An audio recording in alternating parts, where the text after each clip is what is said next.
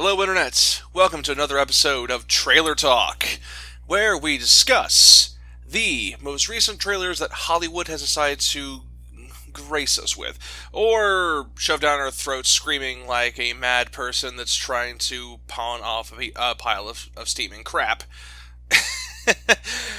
But thankfully, it seems we're going to be covering two trailers, hopefully, in this small episode. And they seem to be revolving around a theme of lots of loud and obnoxious nonsense that people still go in droves to see just how terrible it is. The first trailer we of course are talking about is the trailer for the fifth Michael Bay Transformers movie, Transformers: The Last Night. And I still need Actually, to you know process what? it. Let's do that one last, since that's probably the one where to get the most time. Because neither one of us was all that impressed with the new Mummy movie, so we might as well get that one knocked out of the way. Because I think that might be our shorter one. Really, we're gonna push it. Okay, you know what? Yeah, let's push the Transformers one further along. Hey, folks, we are saving you a bit of trouble right now because we did get ourselves a trailer for a Hollywood remake of The Mummy. Yeah, exactly. The Mummy. Remember the Mummy movies? Those movies with Brendan Fraser running around and dealing with a bad CGI mummy and special effects, and apparently The Rock showed up as a Scorpion Man at some point, and you really just didn't care. It was just loud and fun and swashbuckly. I mean, technically, this one isn't a remake. It's not even really a reboot. Like, the Mummy movies have always kind of been like that. They don't really connect all that well.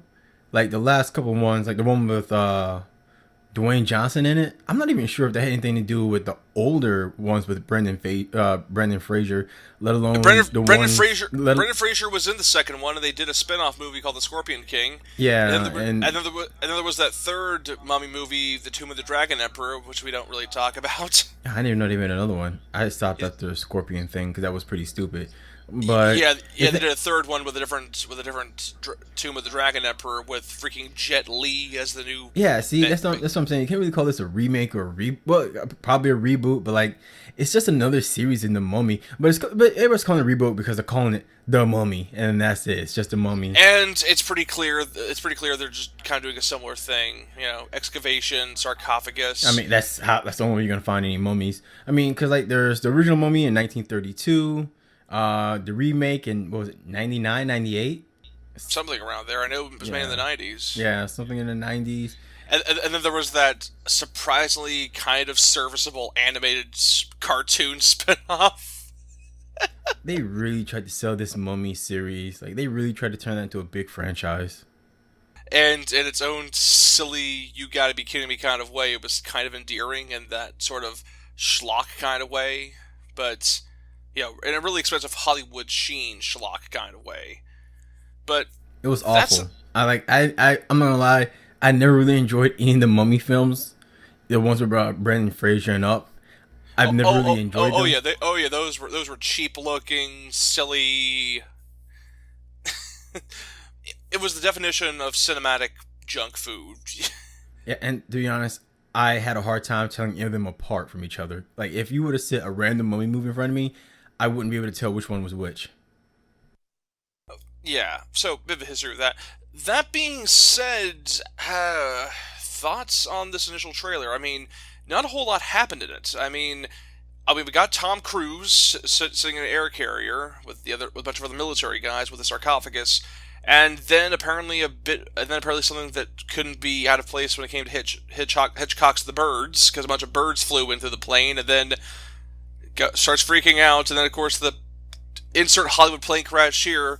Holes break out, people get ripped out. Oh my gosh! And apparently Tom Cruise survived somehow. I guess he had enough thetans in him to keep him alive. I don't know. And then of course we find out the mummy has arisen from her sarcophagus. So we get our big kind of sort of unique selling point twist to it, which is the mummy this time around is not what's his face Imhotep from the originals. It's going to be a female this time around. And apparently she is going to destroy the world because something was wrong to her in life, and apparently she has control over the weather, and Tom Cruise and insert woman here starts running away from explosions and chaos because isn't that what's going to happen when you put Tom Cruise and stuff? And we get our big title. not much else to really say about the trailer other than, hey, we're rebooting The Mummy, and we're making The Mummy a girl, and we're making our hero Tom Cruise. And I'm actually kind of curious, actually. Not me, man. Like, okay, I'm one of those people who don't mind Michael Bay movies. Like, I'm okay with it. And watching this new Mummy trailer, it looked like something Michael Bay would make, or at least somebody in his production studios would make. Which I'm not. Is this production studio involved in this at all? No, as far as I can tell, it's a different production company.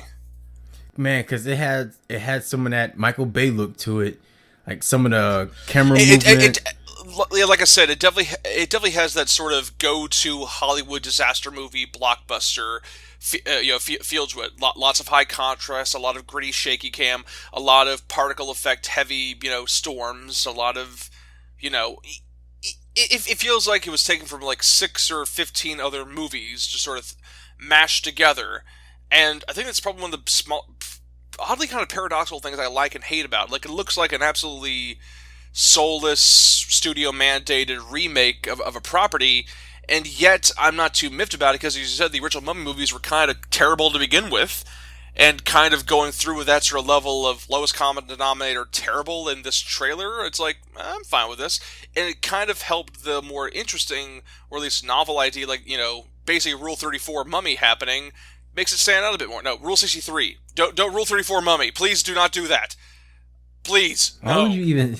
Okay, all right. Well, yeah. One of the things that ruined the Mummy trailer for me, other than it just looked like crap, I don't really care about it. I was reading comments and somebody said the new Mummy looks like Enchantress. So I was like, oh, great. Now that's all I see. The Enchantress from Suicide Squad. Yeah, it's like now that's all I see. Oh, And Okay, now you've killed it. Congratulations, this movie has been killed. well, I mean, that's all I see now. Like at first, I was like, man, this looks familiar. At first, I was trying to figure out who the actress was. I'm like, she looks kind of familiar. And someone was like, is that the Enchantress from Suicide Squad? I was like, ah, well, there it Internet. This is is. why we're not allowed to have nice things. Internet, you keep doing this to us. Yeah. So the Mummy, it looks okay, I guess. I mean, it looks like another as Hollywood movie.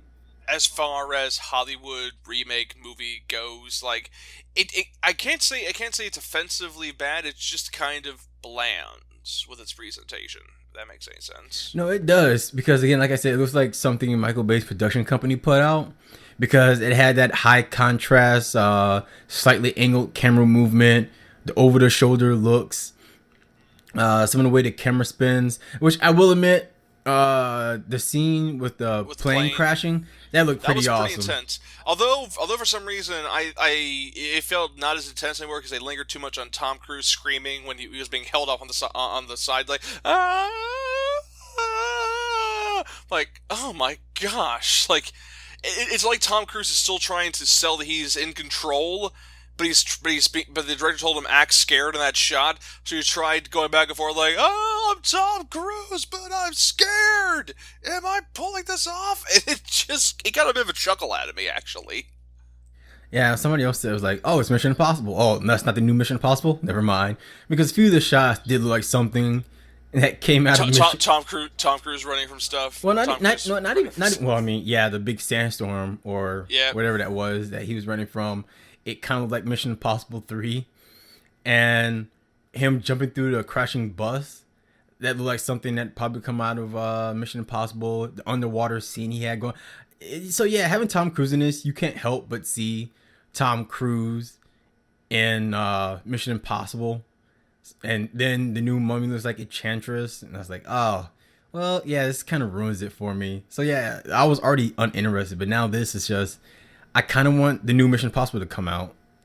Well, I will say this though: Tom Cruise is rarely in truly awful movies. It's kind of an odd byproduct of Well, him being that's in the thing. stuff. Like putting Tom Cruise in a movie like this, an action movie, and a CGI filled movie, it's kind of like a safe bet because Tom Cruise know Yeah. what he's doing. He's an action star through and through, and you can Oh put yeah. CG all around him, and he can still like Emota. Yeah, well, he can still do the action hero thing, even if everything around him is just CG and slight explosions.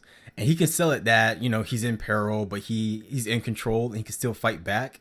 And that's what I get from this Mummy trailer. So I'm like, Just don't yeah, ask him. Just don't ask him to sing '80s rock because he can't. yeah. I mean, it's '80s rock, but yeah, I was like, yeah, it looks cool because you have Tom Cruise in it, but at the same time, you have Tom Cruise in it, so it doesn't really sell this to me like it's the Take with Mummy. that what you will, gentlemen, Yeah, ladies, it doesn't others. it doesn't look like the Mummy to me, which is weird because I never liked the old mummies anyway.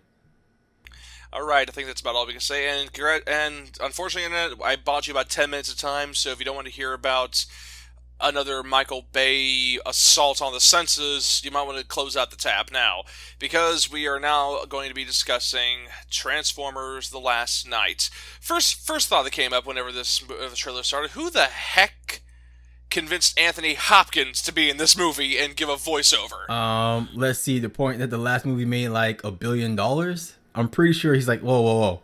Okay, I don't care how stupid this is. I'm getting in on some of that Transformers money. No, I understand actors have to eat, and production studios have to eat. But dear me, man, you've gone from putting on a great performance in Westworld to delivering absolutely pointless exposition in an overly stuffed movie about No, giant no. The robots. thing is, it works because it. Anthony Hopkins could read the phone book, and I'd listen. Like, don't get me wrong, I he's a mean, professional through and through. yeah, he's one of those people, along with Morgan Freeman, who can just talk. And Lucy Liu, Morgan Freeman, and Anthony Hopkins, they could just talk, or do voiceovers, and do exposition. And you would listen, be like, you know what? I don't know what's going on, but I would pay attention now.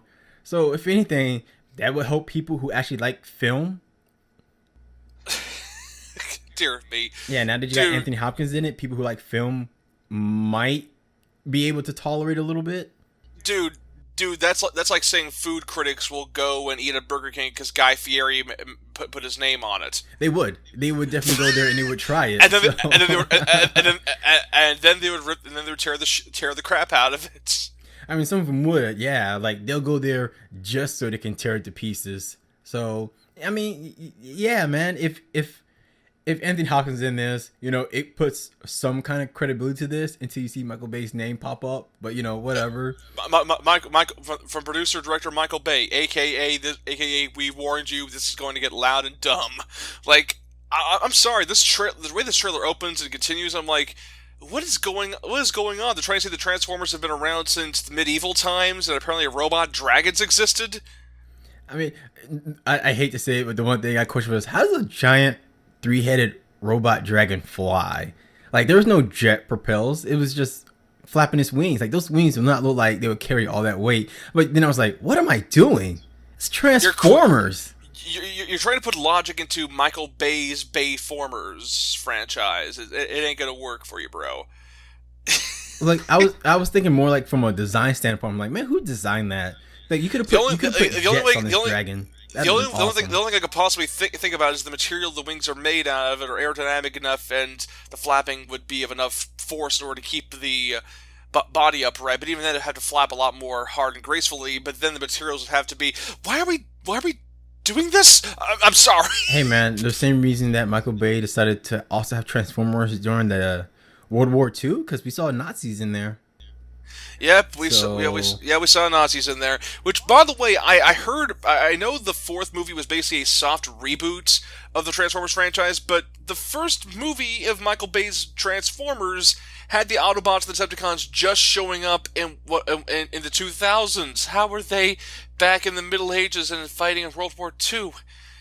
And further note, they say once again they're going to reveal why the heck they keep coming to Earth for some reason. Oh, really? Was it because of the Allspark, or the Matrix of Leadership, or the Space Bridge, or whatever the heck was going on in Transformers 4 involving the Dynacons?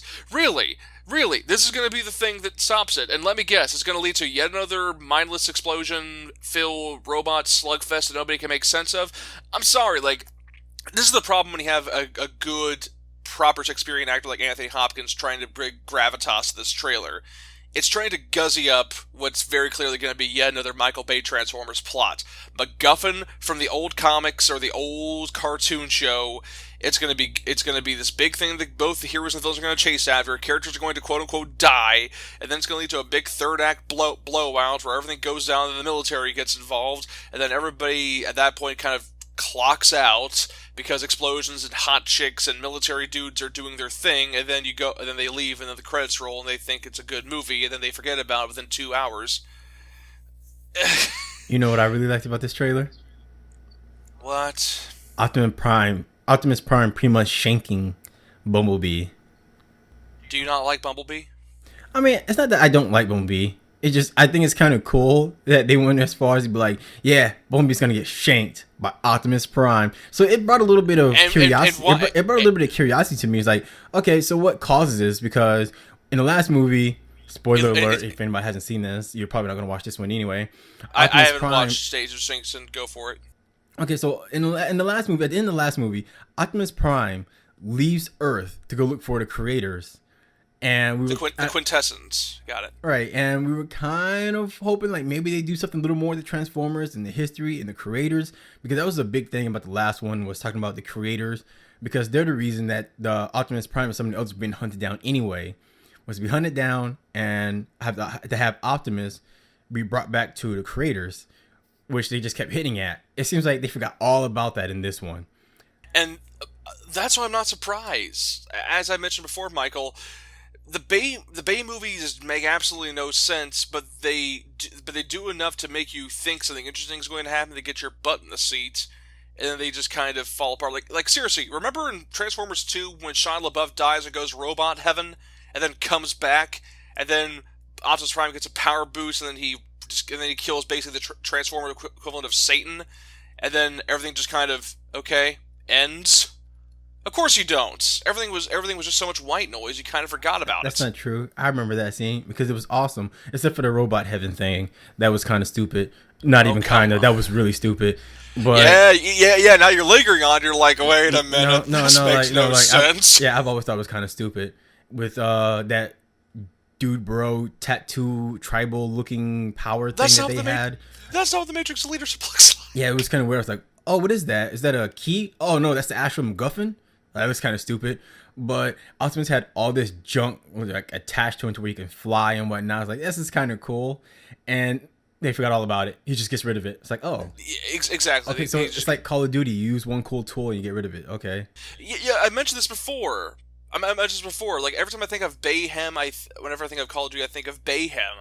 It's a bunch of crazy ideas and tools, and dude, hey bro, wouldn't this be cool? One-off things, and mixed around in a whole big bucket of stuff that sounds kind of cool in the moment, but then there's like no follow through at all, and you don't recognize it until once it's all over. This is what I keep thinking about when I think of the Transformers movies. Whenever I think of what Michael Bay's done to the Transformers, and it really does bother me whenever I see this stuff, because I mean there was one kind of cool idea, because it kind of looks like Bay maybe introducing, I guess, his crappy dude bro version of Unicron.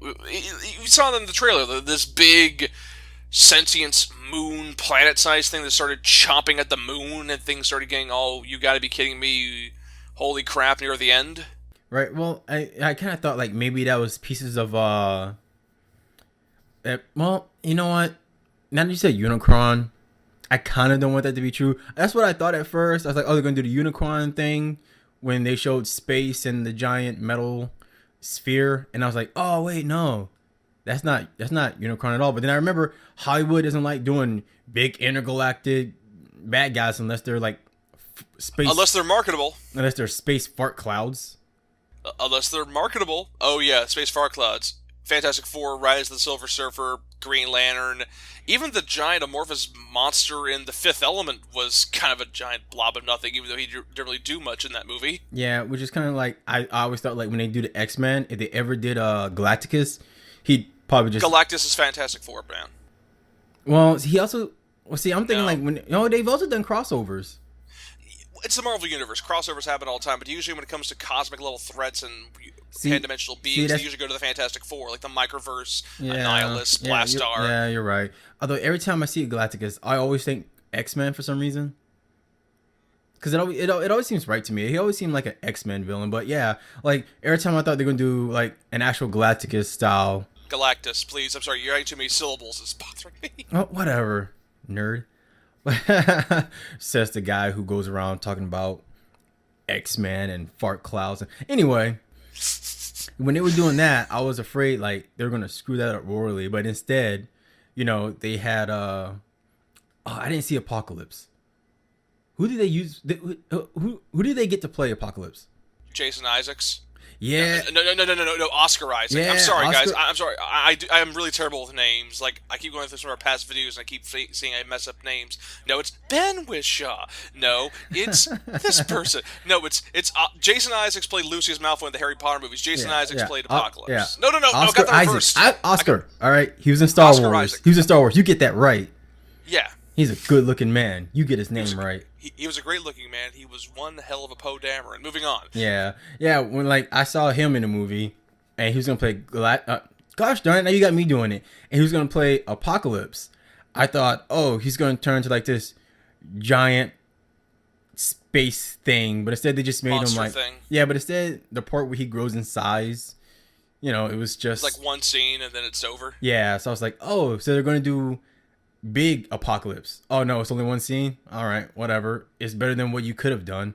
But yeah, But yeah, with Transformers, it looks like they're doing that again. Only this time instead of a space cloud, it might just be a giant space moon with giant yeah, like a big planet. moon jaws, I guess. Yeah, like a big planet. And I was like, oh, is that the planet? That is kind of lame, actually. Well, because I thought that was pieces of the lost planet. But I was like, wait a minute. They've already explained that, and we've already explained that it's gone. What the heck is that? So I was like, oh, great. Stop adding logic to things. Yeah. Because stop adding logic. I keep going back to the old movies to be like, well, you did this, and that. So where can you go now? You see, this is what kind of bothers me, though. Like, before we record, you kept saying Transformers was silly already as it was. Nobody was going to go see it, and yet I recall how much fun the series had whenever it embraced its crazy. I remember the 80s animated Transformers movie where they had Unicron, and he wasn't just a giant planet-sized monster guy. He also transformed into a giant robot of his own. He had his own private army of crazy people, and there was that junk planet with a bunch of guys dressed up as Weird Al Yankovic that spoke only in advertisement speak, and I thought that was fun and novel. The Bayformers stuff keeps going back to crazy conspiracy nonsense, military guys, convoluted legacy mythology stuff that tries to justify how giant robots can be around, even though you can just say they're just giant robots that just showed up and we're dealing with it, because apparently we can't just have things happen. We have to have things overly explained to us. I blame Orsi and Kurtzman for that, by the way. And then maybe some human story about stuff that's going on that's trying to be kind of topical at the same time, which is dumb as hell. And then maybe you get some Transformers in a movie called Transformers. It almost feels like they don't focus too much on what should be good. And whenever the action happens, Michael Bay is good at doing complex shots, at doing layers. The problem is, he likes to do that too much, and it just becomes so much white noise. And that's what happens almost all of his movies. They become exhausting to watch. And just from this trailer alone, and from the intro of this video, I'm already tired of what I saw. Not me. I'm not gonna lie. I'm going to see it. I'm already interested. I'm already invested in Michael Bay's Transformers series, and this one is a continuation of this new franchise they're trying to build, where now they're going to have other directors come in and put their own spin on things. As long as it appeals to the Chinese market, we're all good, apparently. It's weird. This time it doesn't seem like they're pandering to that. They did in the last movie when they moved it to China for the last battle scene, which I'm not gonna lie, was pretty awesome. It's kind of cool to see a new setting, a new scenery. And to watch like all that nonsense go on, it was kind of fun outside of like New York or Chicago. I enjoyed it. But for this one, it kind of seems like they're sticking to the United States, but they're also doing some space. I don't know. It's just a teaser. Which, my God, it's a pretty long teaser. These studios don't know what a teaser is anymore. It's a long teaser of a lot of sound and fury and pretty colors and hot chicks. Wasn't like Megan Fox in there at one point? Right, for the original trilogy. No, no, I mean in this trailer, it looked like they had like Megan Fox pop up at You know, one point. I know what you're talking about. I looked at that. I was like, is that Megan Fox? But I don't think it is. I just think it was a weird But yeah, angle, and might be yeah, it might be a weird angle. Although I swear to God, it looks like the new girl character they're trying to focus on. It looks like they're trying to make her look like Michaela or what's her name from Transformers Prime. I'm like, you keep that good animated series away from your shit. So what about? There's one scene that keeps getting me. That looks like a Metal Gear is walking around. Like I want to know what that's all about. I have no idea what's going on, but like I said before, though, they're trying to have this franchise of world building, but they keep forgetting certain things. Like, wasn't there like a thing in Transformers 4 where they basically found nanotechnology that could replicate anything, and the government made like their own Transformers? No, a private company did that. They made their own Transformers. Yeah. Are we gonna bring this up? No, No, no, we're not. that's a one off. We beat that villain. Although, now the new Megatron. Oh, what did they call him? Galvatron? Yeah, I think like Galvatron showed up. It wasn't even mentioned in this trailer. So I don't even know if they're gonna do anything with that. Because if they do, they'd have to bring back the whole microbots kind of idea. Yeah. So yeah, he wasn't even mentioned, wasn't shown. To be honest, a real villain wasn't really brought up or shown in this. But I'll be surprised if Galvatron doesn't show up. No real big villain other than the giant planet-eating moon monster thing. And we don't even know when that takes place. You know, that could be. Yeah, it's coming up towards the end. Yeah, that's not. Yeah, let's not kid ourselves. Yeah, let's not kid let's not ourselves. do that. I'm sorry, like, this is very clearly a teaser, but I can already feel the entire movie unraveling already, and I haven't even seen. Like, dear. So, So, are you gonna yeah, see it? probably not. No, Me, I am. I got better things to do with my time. I mean, I'm not gonna lie. I love these Michael Bay Transformer movies. I don't know why. They're loud. They're stupid. Thematically, they make no sense because they have a hard time connecting to each other because they have different writers to come in and they'll write some MacGuffin in and forget the last MacGuffin that was in the movie. And Michael Bay's Bayhem just kind of gets boring after a while. And you know what? I'm okay with that because it doesn't happen like full blown ADD style until the very end. So when it kicks, Are you freaking kidding me? Yeah. So when it kicks, No, seriously. His stuff happens even when it comes to speaking scenes, or when it comes to exposition, or when it comes to small scenes. He always has this weird forward momentum to him that even if they're just talking, it's exhausting. it's because the dialogue is awful. The dialogue in these movies are always awful. They're horrible. But you know they got stupid, silly characters to try to lighten up the mood so you don't think too much about it. Mom, did you eat my pop brownies? Ha ha ha ha ha. Why do we need to see that in a movie called Transformers? Because that gets in the way of character development, and we can't have that in a Transformers movie. And they needed a scene for humor. Wait a minute. How the heck is eating a pop brownie considered characterization? What kind of writing have you been doing, Michael? What the hell? No. I said because that gets in the way of character development. It gets in the way of character development. Oh yes, it's patently bad writing, Yeah, but hey, it gets a laugh. So hey, Yeah, like I said, it gets in the way of character development. You can't have that in a Transformers movie. Oh no, And, God forbid. Yeah, and you need something to lighten up the mood and make it funny. So, mom on pot brownies. That's good for a laugh, right? Everybody knows about that. All our stoner audience, you guys know about that, right? Dear me. Yeah. So Transformers.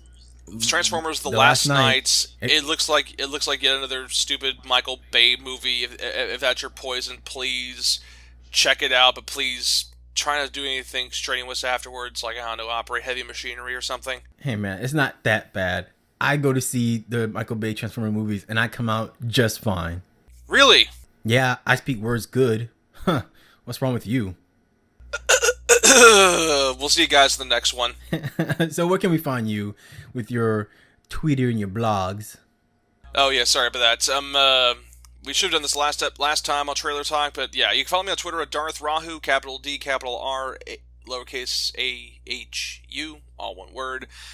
I also blog a bit on mostly video games, but occasionally animation and movies at cybertavern.blogspot.com, and I do have a Tumblr at Digital Desperado 26. Feel free to send me disturbing fan art. Or not, I don't care. Yes, he does, or he wouldn't have shared it with you.